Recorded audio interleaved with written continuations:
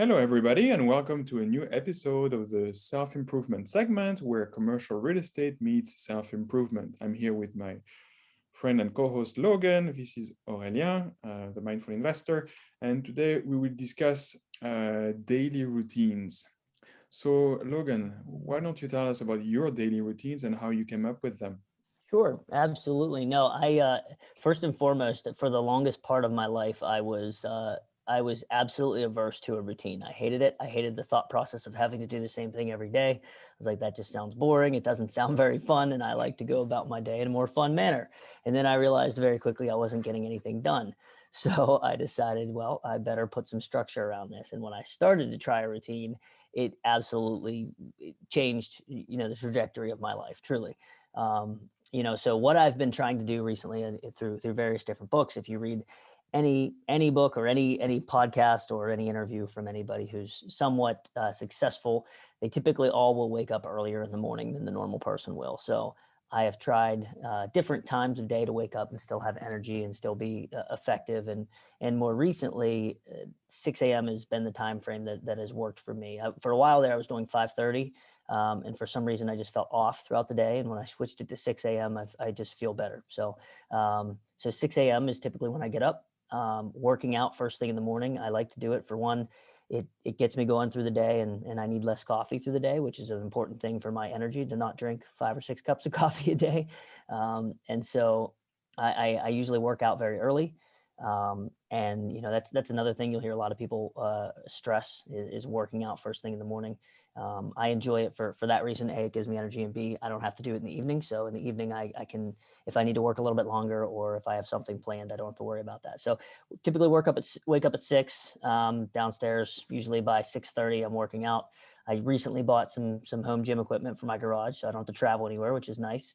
Makes that much easier to do. And then typically while I'm cooling down, just hop right in the shower. After you're all sweaty, you're gonna keep sweating. So I usually cool down by reading. So that's when I get some reading done. I'll sit at the little island in my kitchen or wherever, and I'll read usually something mindset related.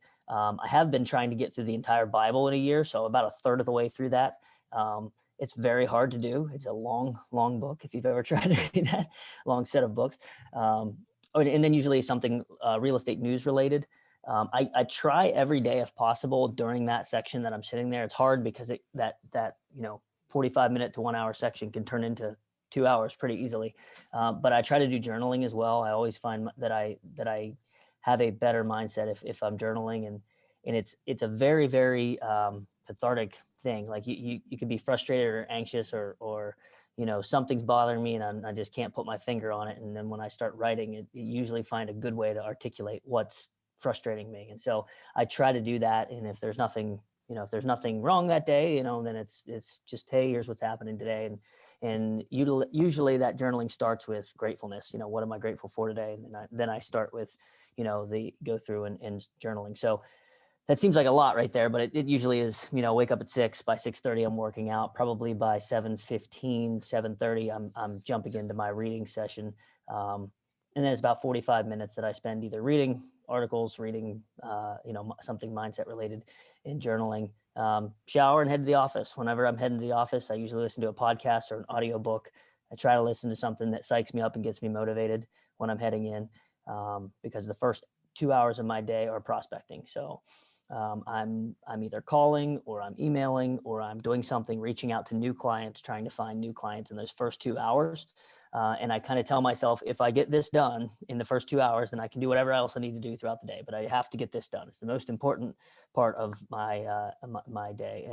And Fanatical Prospecting, Jeb Blunt, I don't know if you've read that book or not. Maybe we'll do that one in a later series. But talks about the people who are the highest paid salespeople and the most successful salesmen and saleswomen throughout the world always, the common denominator is they always take time to prospect. And so that's definitely something that I've built into my day. My afternoons are either appointments or marketing related. So I break up, as a salesperson, it's my job to go out and find new business. So you're either doing that through sales calls and prospecting, which is kind of outbound, or you're doing that through marketing, which is putting advertisements out there, and it's more inbound. And so that's usually what my afternoon is. And then appointments fill in there accordingly. But I never let those appointments happen in the morning during my prospecting hours. I'll let them happen in the afternoon because marketing is something that I can work on at night if I need to and do that. But prospecting while people are at work and while people are there during the business, it's important for me to do that during the day. So I look at it like that. My mornings are kind of spent attacking and my afternoons are kind of spent more on the soft stuff. And I kind of relate those two, prospecting and marketing, to fishing. I love to fish. So it's like prospecting is like bass fishing, right? You're in a boat, you're traveling around the lake and you're casting and casting and casting. You're using different lures and you're trying everything you can to try a bunch of different spots and try to see what you can get. And marketing is more like bank fishing. You're putting the bait out there and you're casting it and you're waiting for the fish to come to you. And so that's kind of how the mindset that I have to get in for those two is and I separate them out by morning and afternoon so I can psychologically get into that space, because I have a hard time switching, a very hard time switching between those two, to where I'm going to go from prospecting to something a little more creative, then back to prospecting. And so I have a very tough time with that. So I try to block those out separately. So yeah, that's typically my routine, and it helps me stay relatively organized. Again, we talk a lot on here about finding deals and evaluating deals. I typically will keep that stuff for the afternoon as well. Again, I don't want it to interrupt my prospecting time. But yeah, that's me. Thanks, Logan. Yeah. So for me, I try to keep my mornings clear, a bit like you. Meetings are in the afternoon, and mornings are usually spent on the computer working. And in terms of early morning routines, I like the miracle morning, the savers. So I changed the order a little bit. So I start with journaling, so scripture, A for affirmations, and V visualizations, E exercise. I go for a walk around the block just to get some air and get outside. R, I read like you. I try to read inspirational and motivating books. And S, silent meditation, just to gather my thoughts.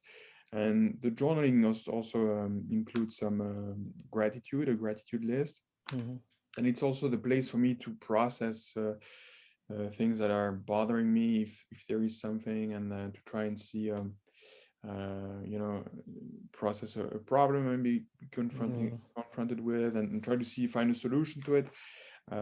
So that's helpful. I use an app called HabitShare, and I have actually I have a daily coach. I met him through a FocusMate, which is something I use to focus, to work during the morning. And you sign up, you tell the other person on the other end for what you're going to be working on during the 50 minutes, and then you check in at the end. And through that process, I met Michael, and Michael is in the US, and he helps me with my daily tasks. And so I'm using a HabitShare. It's an app, and I share my habits with him. I do also some spiritual work in the morning. I read some spiritual scriptures,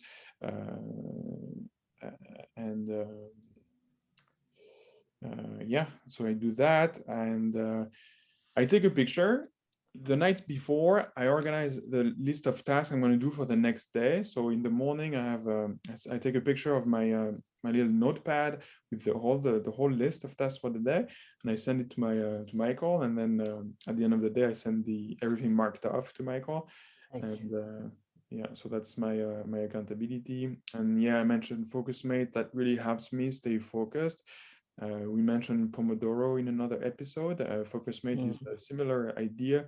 It's 15 minutes. You're accountable with someone else, and yeah, so that's what I do. I like to, in terms of commercial real estate, it's good to be looking at deals, and that was recommended by several mentors. And that's one of the daily tasks that I do. So every day I do some cold calling to talk to find out the contact information of some landlords, and also I look at some deals online and review deals, and just to stay on top of the market.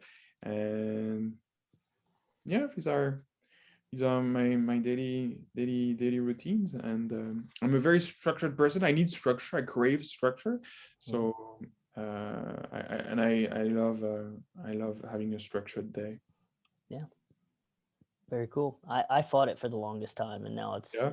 I didn't like it, but now I do. I'm a major fan just because I tend to be very, very distractible. I'm so distractible with the shiny object syndrome, squirrel, squirrel, squirrel, and I have to have a routine, and the more I've gotten into it, the more it's Jocko Willink has that his saying, discipline equals freedom, right? And it's that having that discipline to do it frees you up your mind, mainly in mindset for me, because as I build this to-do list, lose track of it, don't have structure around it, I'll feel anxiety coming on, and I don't know where to place it really. And it all, I think, stems from just a feeling of being kind of out of control. And then since I've built this routine around this and I'm getting more done, I can just feel the blood pressure just drop, and you can feel the anxiety levels go down. It's just, it truly is helpful to build that routine on more than one level. So Yeah. And one thing I like too is when I set goals, I try to translate those goals into daily actions, and I incorporate them into my daily routines. So, grow a portfolio means talking to landlords, means every day I'm going to try and talk to one landlord, and that's the daily action I take. It becomes a habit. Yep. That's good stuff. And the importance of my coach Michael insists on the importance of doing those routines every day, like no fail, even on the weekends, so that they actually become habits. Yeah.